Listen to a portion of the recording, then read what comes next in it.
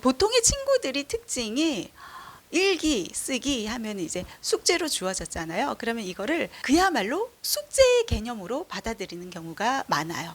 오늘 할 일, 오늘의 숙제 해서 그냥 대충 성의 없게 제출했음의 의미를 두고서 그냥 대충 빨리 해치워가지고 내가 하고 싶은 일들 있잖아요. 뭐 게임을 한다거나 유튜브를 시청한다거나 이런 경우에 아이들이 굉장히 많습니다. 우리 학부모님께서 이제 도와주셔야 할 게 무엇이냐 하면은 이 숙제를 잘 발돋움해서 학습으로 나아갈 수 있도록 그렇게 옆에서 도움을 주시면 굉장히 좋다. 그러니까 숙제를 정말 의미 있는 활동으로 잘 연결을 시켜줘라. 이 과정이 왜 중요하냐 하면은 엄마가 도와주는 것에도 한계가 있어요. 그리고 학원에서 선생님이 도와주는 데에도 한계가 있습니다. 결국은 스스로 해나가는 힘을 키워줘야 하잖아요. 결국은 자기 주도 학습으로서 이제 승부가 나는 건데, 그렇다면은 자기 스스로 해 나갈 수 있는 그 힘을 키워 나가는 과정에서 이거를 자꾸 연습해 나가고 훈련해 나가고 이렇게 경험해 나가는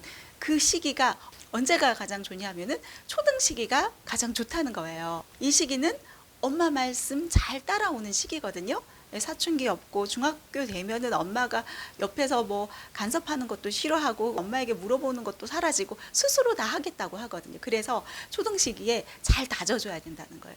자기 스스로 해 나갈 수 있는 그 힘을 다져줘야 한다는 거예요. 학교에서도 그렇고 학원에서도 그렇고 숙제를 했느냐 하지 않았느냐 제출에 의미를 두는 경우가 굉장히 많거든요. 성실하게 해 나간다. 오늘의 할 일을 해 나가는 것. 여기에 좀 집중을 해 나가거든요. 그런데 사실상 이 숙제를 내는 이의 의도는 선생님들의 의도는 이 숙제를 해 나가면서 하나하나 학교에서 했던 공부, 뭐 학원에서 했던 공부들 다시 한번 복습해 나가는 의미에서 잘 정리해 나가고 공부해 나가라는 그런 의미에서 숙제를 냈는데, 이걸 받아들이는 우리 친구들의 경우는 그냥 빨리 오늘 하루 해 나가야 할 것, 제출해야 될 것 빨리 해치워야 돼. 공부가 아니라 오늘 해결해야 할 그 무엇으로 받아들이는 경우가 많다는 겁니다. 예를 들면은 이런 거예요. 학교에서 숙제로 일기 쓰기가 주어졌다 하면은 이제 일기 쓰기잖아요. 그러면 이거를 성의 있게 한번 고민도 해보고, 그럼 나는 오늘 어떤 주제로 글을 써볼까? 이 주제의 글을 쓰라고? 그러면 나 이걸 어떻게 풀어나가야지? 하면서 고민해보고 써보고 요렇게 쓰니까 잘 풀리네. 문장으로 좀 잘 정돈을 해 나가고 대화의 버전으로 한번 써볼까? 라든가 여러 고민들을 해 나가면서 글을 써보고, 그런 생각하는 과정 그리고 글을 써 나가는 과정, 이런 여러 과정들이 필요하거든요. 글을 써 나갈 때 그렇게 좀 성실하게 그리고 정성 들여 글쓰기를 해 나가면 좋은데, 선생님의 의도는 그럴지 몰라도 친구들 같은 경우는 그래 숙제 안 하면은 혼나니까 일단 그냥 제출하자 해서 그냥 빨리, 왜냐하면 학교에서도 공부했다가 집에 돌아오면은 막 놀고 싶고 그러잖아요. 그런데 엄마는 숙제를 먼저 하라고 해요. 그러니까 빨리 그냥 대충 하고 말자. 그냥 성의 없게 그냥 한 줄 쓰기, 두 줄 쓰기 그냥 대충 그냥 정리하고 말지 해서 정리하고 끝. 이렇게 숙제를 해 나가는 사례들이 많다는 거예요. 수학 문제 풀 때도 그렇잖아요.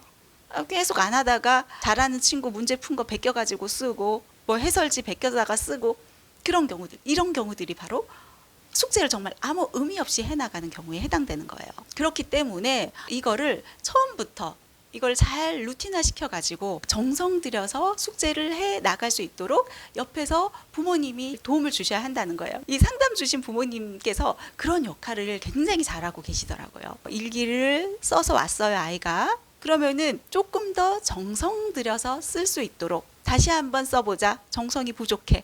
아니야, 다시 한번 써보자 해서 다시 가지고 오고, 그렇게 해 나감으로 인해서 왜 엄마가 나에게 다시 하라고 했지? 조금 더 정성 들여서 써야 되겠다. 하다못해 글씨이더라도 글씨 조금 더 깔끔하게 써볼까? 여기에서 생각을 조금 더 풀어볼까? 하면서 스스로 고민이 더해지고, 그러면서 점점점 성장해 나간다는 거예요. 그냥 매일같이 숙제 내주세요. 숙제 써서 그냥 제출로서 끝. 한둘 두 줄 그냥 성의 없게 대충 그냥 빨리 제출하고 놀자. 이런 식이 되어서는 안 되는 거죠. 우리 아이가 좀 성장하고 점점 발전해 나가기를 원한다면은 그래도 부모님께서 다시 써볼까? 이런 과정이 저는 필요하다고 생각하거든요. 무엇이든 내가 발전해 나가기 위해서, 성장해 나가기 위해서, 잘해 나가기 위해서는 어려움이 뒤따를 수밖에 없어요. 그 어려운 과정을 참고 인내해 낼 수 있도록 도와주는 것 굉장히 중요하다는 그 얘기입니다. 그 학부모님 같은 경우도 매번 그렇게 아이한테 오늘 불합격 다시 써 하고 다시 쓰고 하는데, 다행히 이 아이가 거부감을 갖지 않는 그런 친구였다고 해요. 잘 따라주는 친구였었던 거죠. 그래서 엄마가 다시 한번 해보자 하면은 다시 쓰고, 이게 성실히 잘 따라주는 친구였단 말이에요. 그렇게 해 나감으로 인해 가지고 이 친구에게는 어떻다? 쓰는 일이 그렇게 어려운 일이 아니었던 거예요.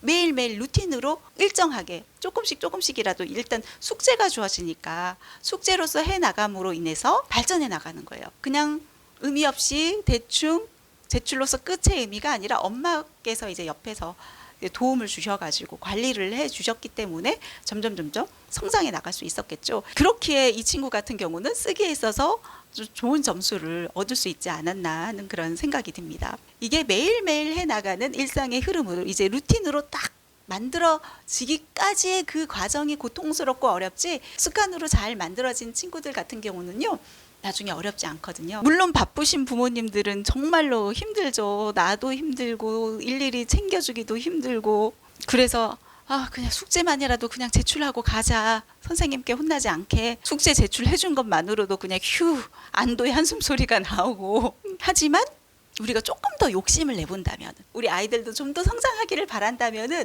이 숙제를 디딤돌로 삼아가지고 잘 활용해서 우리가 학습으로 이어나가도록 도와주는 역할 굉장히 중요하다는 얘기입니다.